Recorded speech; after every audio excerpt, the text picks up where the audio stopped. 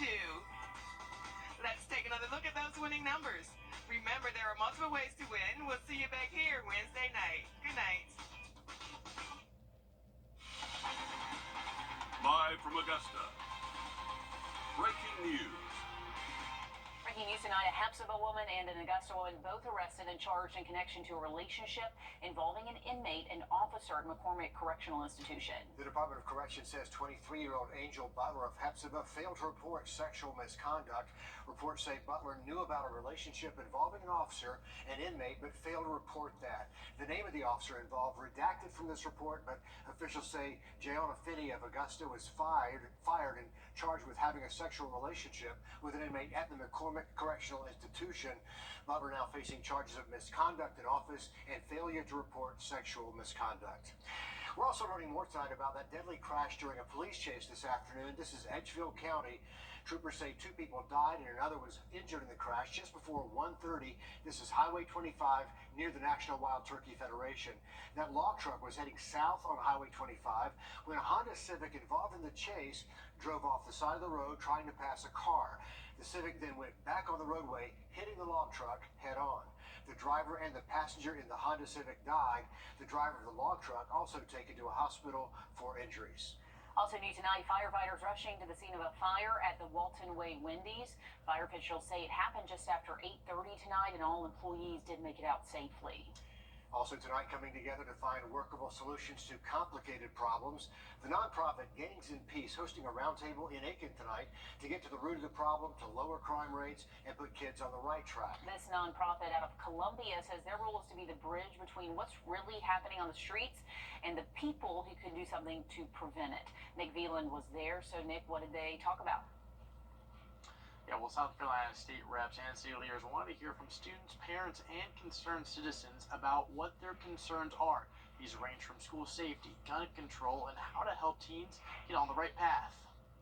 Leaders and community in a circle. I've heard a lot of complaints and things about issues going on in Aiken County, and I wanted to make sure that people down here understood that somebody like myself is hearing their issues, is hearing their concerns, and is willing to work for them and make sure that their voice is being heard. Which brought State Rep Jermaine Johnson and Bill Clyburn, Aiken City Councilwoman Leslie Price, and other city leaders into one conversation to better Aiken County. Came out with several different issues and solutions to these problems that I believe we'll be able to take to the General Assembly next year and introduce some legislation to start changing some of these problems. Looking to possibly bring a community counselor to the area to help with kids, add resource centers throughout the community. All takeaways and realities Johnson looks to accomplish. Kids in the room wanted consistency with politicians. They said they felt like their parents just weren't listening, or that they didn't have the problems that they really were facing. And that just allowed me to really double down with saying that we need to support our young people. We need to make sure that they feel heard and let them know that they do matter. Which Johnson knows what it's like to not know where to go and fight for those in the room to stay on the right path. I've struggled with homelessness. I've struggled with food insecurities. But look where I'm at today. Look what I've been able to overcome and do out here. So I'm able to gain their trust just by talking to them about the issues that we both share in coming out. Yeah, Representative Johnson will be in Florence on Thursday to speak with their community and his plans to hit all 46 counties in South Carolina by 2026. Hope it gets the conversation started and then that leads to action. Absolutely. Nick Veland in our newsroom tonight. Thanks for the update there. To Weather Now to give you a live look outside voter page and find your ballot and polling location and much more. Tuesday could also mean a big change for Augusta government. Voters deciding on a change to the city charter by voting either yes or no to giving the mayor a vote at commission meetings. Senior investigative reporter Liz Owens gives us a closer look at the current charter. Politics is like tennis. It's your play when the ball is in your court. But Augusta Richmond County Consolidated Government rules of the game are like no other in Georgia. Players can skip a match to delay the game. Commissioner Bobby Williams chose not to vote. Voting no would have made it an even split, giving the mayor the tie-breaking vote. A Williams yes vote would have approved the contract. So since he abstained, the contract talks stopped dead in the water. A standstill over naming an EMS provider last year. Mr. Bobby Williams. Abstain.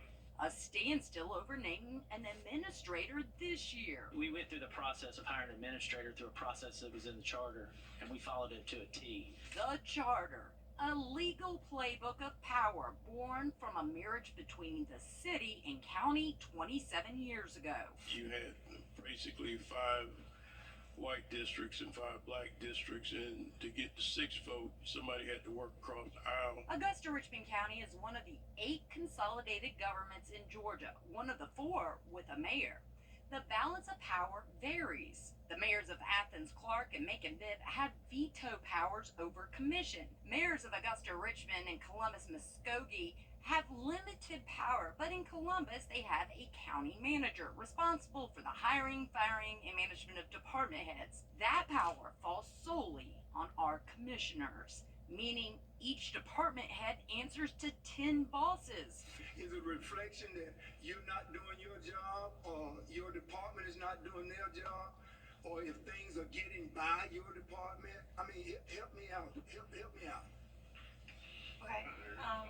I will certainly take ownership for anything that I have control over. Meaning commissioners only answer to commissioners. I requested a flyer from the beginning. I'm just trying to understand how we as elected officials are able to personally make changes to building projects that are taking place in our district. I think that it's important that the citizens support a charter review, and I'm fully convinced that I'm going to bring it up, or someone's going to bring it up in the next few months, because it needs to be reviewed. For more than 2 years, an interim administrator has led the city. For more than 2 years, an interim director has led central services in her absence. The longer time goes by, the longer the line of dominoes. Not only has the neglect of Newman hurt our local players, but it has cost Richmond County millions. USTA canceled its annual tournament because of the conditions of the courts at Newman Tennis Center. But it wasn't the lack of maintenance and loss of revenue that led to commissioners parting ways with their Parks and Rec director. A motion to accept the resignation of Director Maurice McDowell. It was an EEO complaint that cost the Parks and Rec director his job. Earlier this month, another resignation. The city attorney. 4 of the city's top leadership positions now empty, left to commissioners to fill. But I truly believe that we need to be more of a city manager form of government. I believe that the manager ought to have the ability to do the hiring and firing of the 16, 17 department heads that we hire. The Carl Vinson Institute of Government presented information to commissioners about changing the role of an administrator to county manager in the charter. A year later, no movement by commissioners. Now a new idea and a new game rule. And what this bill does, it allows the voters of Augusta-Richmond County to decide what's best for their government, not the commission. The best players will tell you the only way to win a game is by serving. Liz Owens reporting, and we will have that answer by tomorrow night. And tomorrow, Aiken County voters have another chance to weigh in on how to spend a 1% sales tax for renovations and improvements to schools.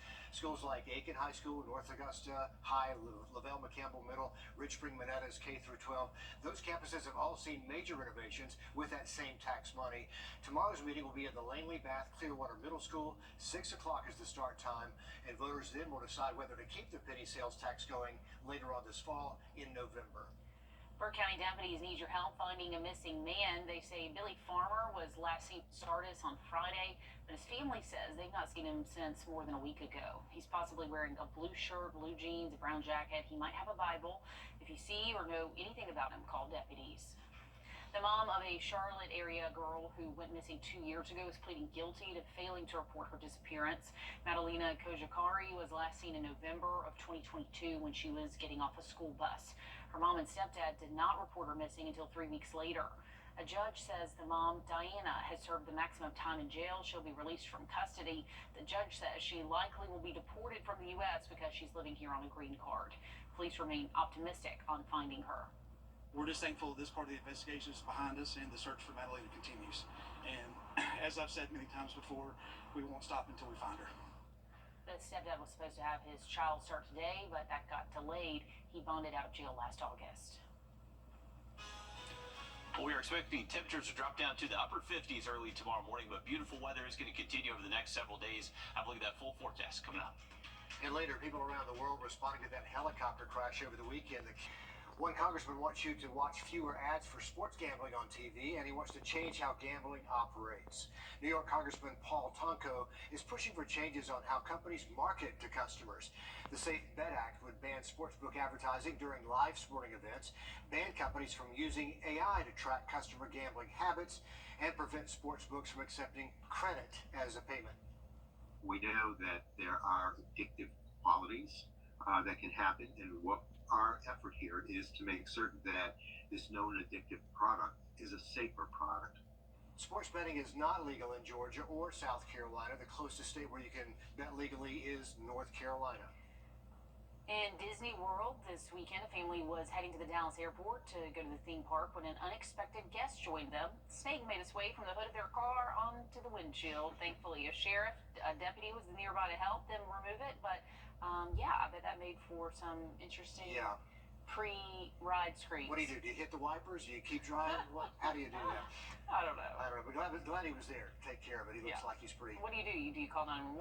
Like, how does the deputy get There's there? a snake on my windshield.